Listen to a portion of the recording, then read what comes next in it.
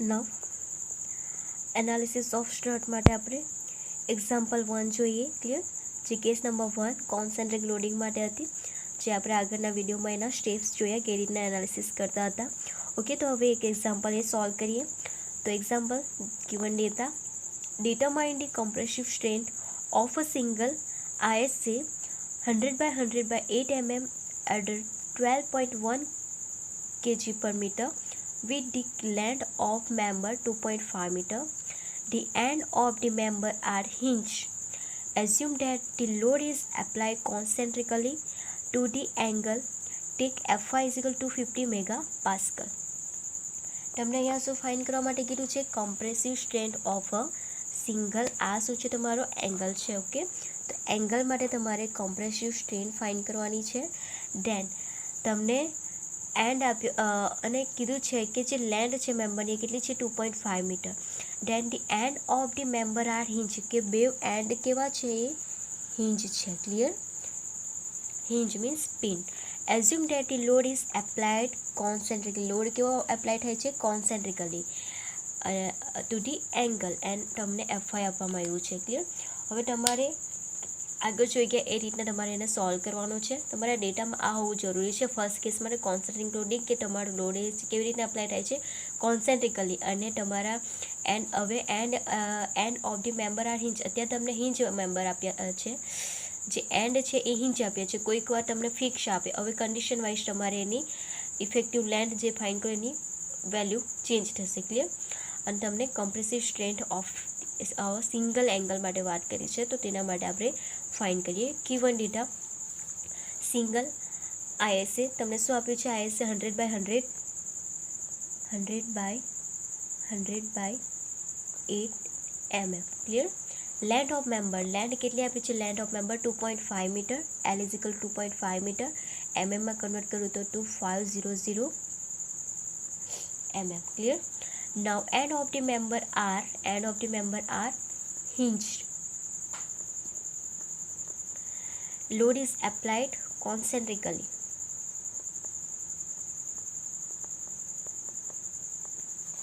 Then Fi is equal to 50 megapascal. 250 megapascal means 250 Newton per mm square. Determine the compressive strength of single ISA. Clear? Step number 1 calculate gross area AG of ISA. અને એ આપણે find કરવાનું ક્યાંથી લેવાનું છે? Steel ટેબલમાંથી. Okay, single ISA તમને આપ્યો છે 100 by 8 mm. એનો આપણે ગ્રોસ એરિયા જોઈએ સ્ટીલ ટેબલમાંથી. અને તમારો એંગલ કયો છે? લેન્થ એન્ડ જે તમારી 1 લેગ એન્ડ અડર લેગ શું છે? સેમ છે, તો ઇક્વલ એંગલ થશે. ક્લિયર?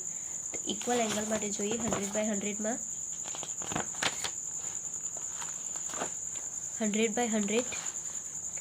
and 8 mm છે. ક્લિયર? તો એનો ગ્રોસ એરિયા શું થશે? ગ્રોસ એરિયા સેક્શનલ એરિયા જે છે એ શું થશે? 15.39 શું છે? આ સેન્ટીમીટર સ્ક્વેર. ઓકે, તો હું લખું છું 15.39 સેન્ટીમીટર સ્ક્વેર.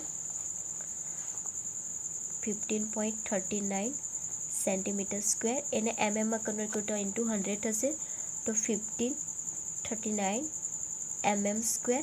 ક્લિયર? અને એ જે છે એ કયા પેજ પર છે? તો સ્ટીલ ટેબલમાં પેજ નંબર 4 પર છે. ક્લિયર? તો હું અહીંયા લખી શકું છું પેજ નંબર 4. ક્લિયર? નવ હવે આર મિનિમમ એટલે કે તમારો આરવીવી શું છે એ જોવાનું છે. તો એમાં જ જોઈએ 100 by 8 mm માં જોઈએ. ક્લિયર? તો એમાં તમારે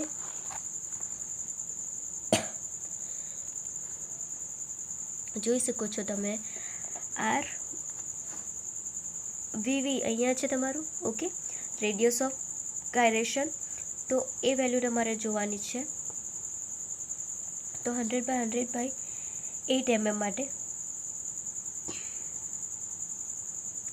તો કેટલી છે? આ 8 mm માટે 1.95 છે.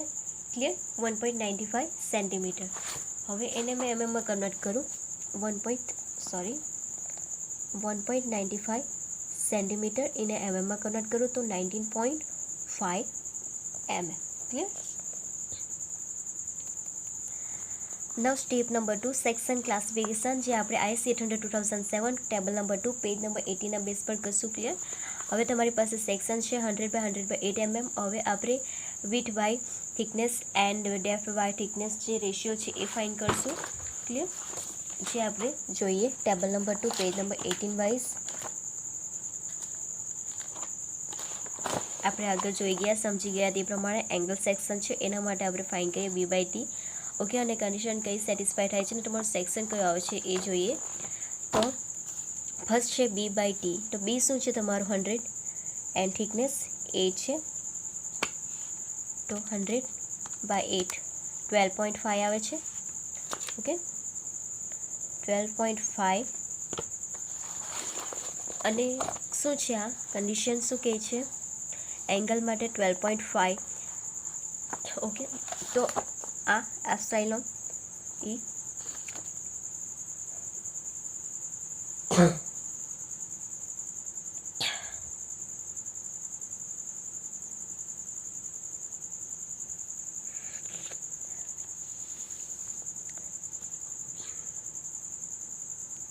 તો આપણે સેક્શન ક્લાસિફિકેશન માટે બીટ બાય થિકનેસ માટે આપણે વેલ્યુ કેલ્ક્યુલેટ કરીએ તો 12.5 આવી. ઓકે, અને એ 12.5 જે છે એ આજે તમે ટેબલ જોઈ ગયા છે એંગલ સેક્શન માટે. તો એ જે વેલ્યુ આવે છે એનાથી જે તમારી વેલ્યુ છે સેટિસ્ફાઈ થાય છે. તો જોઈએ ક્લાસ 1 માટે જોઈએ પ્લાસ્ટિક માટે 9.4, તમારી વેલ્યુ 12.5 છે, એનાથી વધારે છે. સો તમે સેકન્ડ ક્લાસમાં જો 10.5 છે, એનાથી વધારે તમારી વેલ્યુ છે. સો તમારી વેલ્યુ કેટલી છે 12.5 અને એ લેસ ધેન 15.7 છે. ઓકે, તો તમારો આ કન્ડિશન સેટિસ્ફાઈડ રહે છે અને એ ક્લાસ શું છે ક્લાસ 3 અને સેમી કોમ્પેક્ટ હશે. ક્લિયર. તો આ જે છે એ લેસ ધેન 15.7 એપ્સિલોન છે અને એપ્સિલોન વેલ્યુ 250/5 તો 250 5 250 છે અને આ વેલ્યુ શું થશે 1. સો આ શું થશે લેસ ધેન 15.7. ક્લિયર. નાવ D/T માટે જોઈએ તો D પણ 100 છે એન્ડ થિકનેસ પર એ, તો એ વેલ્યુ પર કેવી આવશે 12.5 અને એ શું છે એ પણ 15.7 એપ્સિલોન લેસ છે. ક્લિયર. તો એ કન્ડિશન પર સેટિસ્ફાઈ છે. નાવ B+D એટલે 100 plus 100 divide by 8 200 divide by 8ની વાત કરીએ. 200 ડિવાઈડ બાય 8 આન્સર આવે છે 25. અને આપણે અહીંયા જોઈ ગયા હતા B+D ડિવાઈડ બાય T કેટલા આવે છે એ તમારે 25 એપ્સિલોન કરતાં ઓછી ઓર ઇક્વલ હોવી જોઈએ. તો તમારો સેક્શન શું રહેશે સેમી કોમ્પેક્ટ. તો એ લેસ ધેન ઓર ઇક્વલ શું છે 25E. ઓકે, અને તમારી ઓલ 3 જે કન્ડિશન જે છે એ સેટિસ્ફાઈ થાય છે. તો since all 3 criteria is satisfied, the section કેવો આવે semi compact. clear. For a semi-compact section, the gross area is taken as the effective area. જો તમારો આ સેમી કોમ્પેક્ટ હોય તો તમારું જે ગ્રોસ એરિયા જે છે એ શું થશે ઇફેક્ટિવ એરિયા. અને તમારો ગ્રોસ એરિયા જે છે એ ગ્રોસ એરિયા શું આવ્યો હતો ગ્રોસ એરિયા 1539 mm². તો એ લખી શકું 1539 mm². Clear. Now step number 3 calculate effective length. Effective length for both end are hinge. Both end are જે હિંચ છે એના માટે આપણે જોઈએ તો બોટ એન્ડ હિંચ હોય એના માટે આપણે ટેબલ પર હતું. એના માટે ટેબલ નંબર 45 પેજ પર તમારું ટેબલ હતું. આ જો ટેબલ નંબર 11 પેજ નંબર 45 પર છે. તો તમારું બોટ એન્ડ હિંચ છે એટલે કે આ તમારું હિંચ થશે. ક્લિયર. તો એના માટે તમારી ઇફેક્ટિવ લેન્થ શું છે 1L એટલે KL = 1L. ઓકે, તો એ હું લખું છું આ effective length IS 800 2007 table number 11 page number 45ના બેઝ પર. તો ઇફેક્ટિવ લેન્થ જે છે એ શું આવે છે, KL is equal to 1L. Clear. અને L ઇઝ ઇક્વલ ટુ શું છે, L ઇઝ ઇક્વલ ટુ તમારી લેન્થ આપેલી છે, એમાં લેન્થ જે છે એ કેટલી આપી હતી, 2500 mm. તો હું વેલ્યુ પુટ કરું છું, L is equal to 2500 mm. સો તમારી વેલ્યુ શું આવશે, mm.